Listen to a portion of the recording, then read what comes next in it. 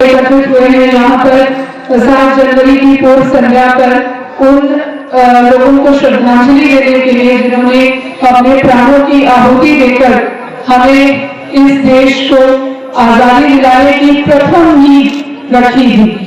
जो उन्होंने बलिदान दिया, जो उन्होंने अपने बिना किसी निजी हित को ध्यान में रखे हुए सर्वोपरि देशवासियों के हित के बारे में सोचते हुए सर्वोच्च बलिदान दिया, उसके ही फलस्वरूप हमें और इस देश को आजादी नसीब हुई। और एक लंबी लड़ाई के बाद ये देश आजाद हुआ और आजादी से लेकर आज तक भी एक लंबा सफर इस देश ने तय किया है। जब आजादी मिली थी तो अलग तरीके की चुनौतियां इस देशवासियों के सामने थी। कहाँ तो खाने के लिए भी पूरी व्यवस्था नहीं होती थी और हम लोग आज ऐसे पायदान पर खड़े हैं जहां हम न सिर्फ अपने लिए खुराक, खाना, कपड़ा और दवाओं सब चीजों की व्यवस्था करते हैं, बल्कि विश्व के अन्य देशों के लिए भी हम लोग सप्लाई करने की स्थिति में है, जैसा कि हम लोगों ने हाल में कोविड काल में भी देखा।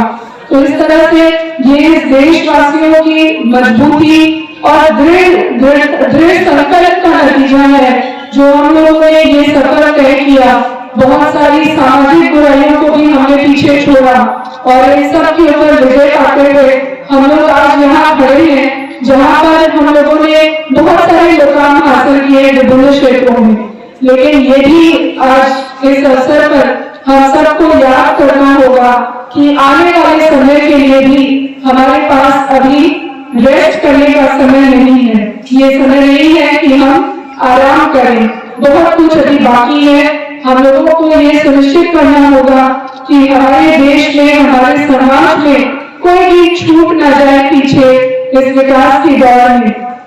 सभी लोगों को समान रूप से जीने का हक मिले, खुली हवा में सांस लेने का हक मिले, अपना निर्णय लेने का हक मिले, सम्मानजनक जीवन जीने का हक मिले और वास्तव में वो अपनी। रायबरेली जिले के इतिहास की सबसे बड़ी त्रासदी मुंशीगंज गोलीकांड की पूर्व संध्या पर यहां सई नदी में दीपदान किया गया। मुंशीगंज गोलीकांड के शहीदों की याद में हर वर्ष यहां 7 जनवरी को शहीद दिवस मनाया जाता है।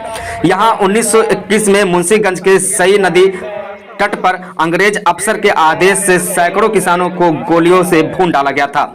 घटना इतिहास में दूसरा जलियांवाला बाग के नाम से भी जाना जाता है। जलियांवाला बाग कांड में भी निहत्थे भारतीयों को घेर कर उन पर गोलियां बरसाई गई थी।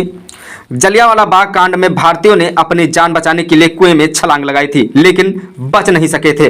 रायबरेली के मुंशीगंज कांड में भी 3 तरफ से अंग्रेज सैनिकों की गोली के जख्मी किसान जान बचाने के लिए सई नदी में कूदे और बच ना सके। कहा जाता है कि किसानों को खून से सई नदी का पानी लाल हो गया था। दरअसल ये किसान तालुकेदारों के मनमानी के खिलाफ मुंशीगंज के आंदोलन करने पहुंचे थे।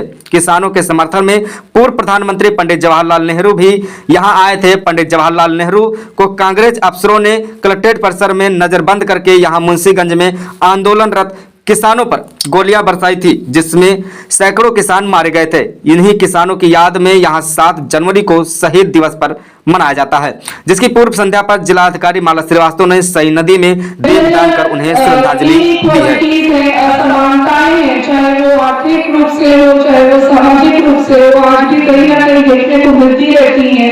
इन सब चुनौतियों को हम लोगों को इन चुनौतियों का सामना करके इन पर विजय निश्चित रूप से पाना होगा और यही संकल्प आज हम लोग इस अवसर पर लेते हैं। और इसके साथ साथ जिस स्तर पे हम लोग खड़े हैं, ये अपने आप में सारी दास्तां बयां कर रहा है। हम लोगों को ये सुनिश्चित करना होगा कि यहाँ आने वाला हर व्यक्ति और इस जनपद की आने वाली सभी पीढ़ियों को ये एहसास हमेशा रहे कि वो यहाँ खड़े हैं, जिस मिट्टी में वो जन्मे और पले बड़े हैं, जो मिट्टी उनकी कर्म भूमि है, उसका क्या इतिहास है और क्या सांस्कृतिक धरोहर है।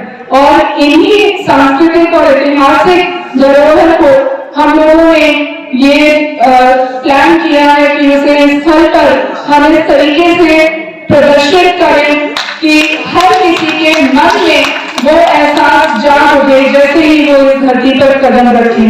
तो इसमें हम लोग तभी सफल होंगे जब हम सब मिलकर इस पे काम करेंगे, क्योंकि कल्पना में आपका भी योगदान चाहिए, काम करने में भी, क्योंकि विचार आपके हो, मन आपका हो, हम लोगों के हाथ होंगे, हम लोग का भी पूरी कोशिश होगी और हम लोग सब मिलकर इसको अगर साकार करेंगे तो निश्चित रूप से ये स्थल आने वाले सभी लोगों के लिए ये प्रेरणा का एक मुख्य केंद्र बिंदु बनेगा।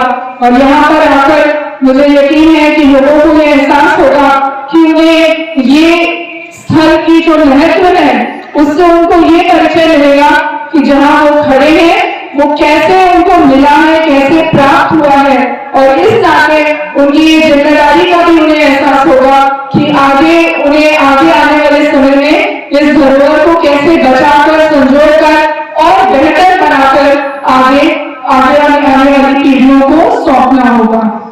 तो आज के इस अवसर पर मैं सभी लोगों का पुनः एक बार अभिनंदन करती हूँ, उन शहीदों को नमन करती हूँ और उत्तराधिकारियों की सारी समिति के सभी सदस्यगण और आपसे जुड़े सभी परिवार वालों को सबको नमन करती हूँ। उनका ये बलिदान हम लोग कभी भी खाली नहीं जाने देंगे।